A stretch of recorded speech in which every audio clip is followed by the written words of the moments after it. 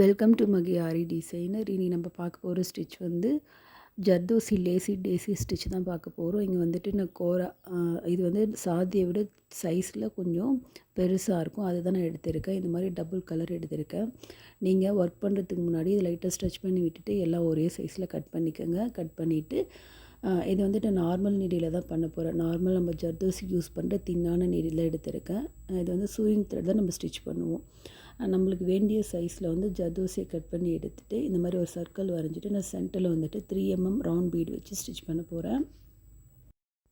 இந்த மாதிரி circle shape வரைஞ்சிட்டு நம்ம ஆப்போசிட்டாக மார்க் பண்ணி வச்சுக்கோங்க இந்த ப்ளஸ் சிம்பிளில். ஏன்னா நம்ம ஒர்க் பண்ணும்போது டிசைன் வந்து கிராஸாக போகாமல் எல்லாமே கரெக்டாக இருக்கிற மாதிரி பார்த்துக்கிறதுக்கு இது கொஞ்சம் ஈஸியாக இருக்கும். சரிங்களா?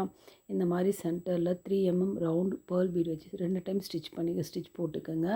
ஏன்னா இல்லைன்னா லூஸாக இருக்கும், அதுக்காக தான். சரிங்களா? இந்த மாதிரி 2 டைம் ஸ்டிச் பண்ணி முடிச்சுட்டு நம்ம ஆல்ரெடி பார்த்த ஜர்தோசி லூப் செயின் இருக்குது பார்த்தீங்களா? அந்த லூப் செயினை தான் இங்கே நம்ம போடுவோம். மேலே வந்து அந்த லூப் இல்லாமல் ப்ளைனாக ஒரு பெட்டல் மாதிரி போடுவோம். செயின் தான். சரிங்களா? ஜர்தோசியில் வர செயின் வந்து இந்த ரவுண்ட் பீடை சுற்றியும் நம்ம ஒரு பெட்டல் மாதிரி போட்டு வரோம். இதுக்கு பேர் தான் லேசி டேசி ஸ்டிச்சு. இப்போ வந்துட்டு இந்த மாதிரி போட்டுட்டு இந்த இடத்துல நீங்கள் லைட்டாக வந்து ஜர்தோசியை கையில் ஹோல்ட் பண்ணி வச்சுட்டு நீங்கள் அடியிலேருந்து நம்ம பெட்டலுக்கு அவுட் சைடில் வர மாதிரி நீடில் எடுக்கணும். இது வந்து நல்லா சென்டராக பண்ணி வச்சுக்கோங்க. இது சைடாக இருந்தால் நம்ம அடுத்தடுத்து போட்டு வர பட்டெல்லாம் வந்து ஷேப் மாதிரி வந்துடும். ஃபஸ்ட் டைம் போடும்போதே கரெக்டாக போட்டுருங்க. இந்த மாதிரி போட்டுட்டு இந்த இடத்துல ஸ்டிச் போட்டுக்குங்க.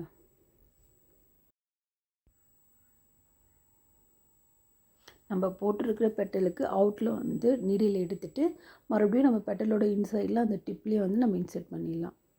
சேம் இதே மாதிரி தான் நம்ம ஒவ்வொரு பெட்டலுமே இதை சுற்றி நம்ம போட்டு வருவோம். இங்கே வந்துட்டு நான் டபுள் கலர் எடுத்திருக்கேன். சரிங்களா?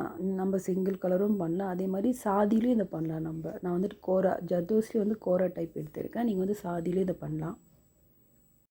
நீங்கள் ஆரி ஒர்க்கில் பிகினராக இருக்கும்போது உங்களுக்கு ஜர்தோசியில் ஸ்டிச் பண்ண அதிகமாக வரல அப்படின்னா இந்த மாதிரி நார்மல் நீடியில் வச்சு நீங்கள் ப்ளவுஸ்க்கு ஒர்க் பண்ணிக்கலாம்.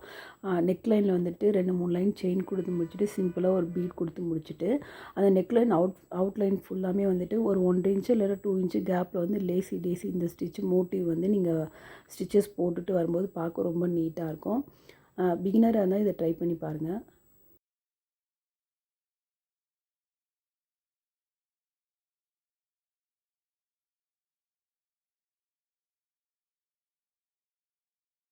நம்ம அவுட்டரில் போகிற அந்த ஸ்டிச் மட்டும் ஷேப் மாறாமல் நம்ம வந்துட்டு அதை நல்லா அழுத்தி பிடிச்சி ஸ்டிச் பண்ணிக்கோங்க. அப்போ தான் ஃபினிஷிங் பார்க்க நீட்டாக இருக்கும்.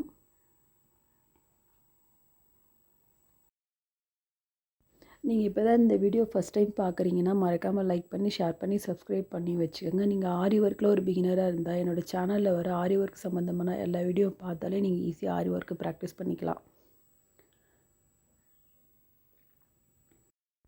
இப்போ வந்து நம்ம ஜர்தோசி லேசி டேசி மோட்டிவ் வந்து முடிச்சாச்சு. மறக்காமல் இதை ப்ராக்டிஸ் பண்ணி பாருங்கள். ரொம்ப ஈஸியாக இருக்கும் பிகினருக்கு.